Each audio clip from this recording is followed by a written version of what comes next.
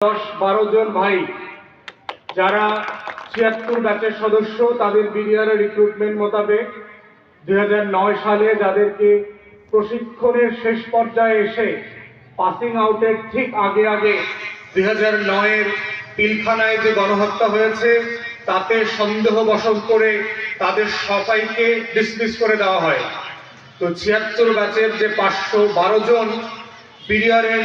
জওয়ান ছিলেন তাদেরকে কোনো কারণ দেওয়া হয় নাই, কেন তাদেরকে চাকরিচ্যুত করা হলো, কি তাদের বিরুদ্ধে অভিযোগ, কেন তাদেরকে সেই মুহূর্তের পরে পরবর্তীতে তদন্ত সাপেক্ষে চাকরিতে ফেরত নেওয়া হলো না, সেই পর্যায়ে কোনো বক্তব্য আমরা জানি না। ওনাদের যে লিখিত বক্তব্য আমরা দেখলাম, এই বক্তব্যের সাথে বিধিকালীন সরকারের স্বরাষ্ট্র উপদেষ্টাকে আমরা বলছি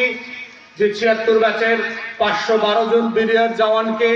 যদি কোনো ক্রিমিনাল অফেন্স অথবা ফৌজদারি অপরাধ না থেকে থাকে, যাচাই বাছাই সাপেক্ষে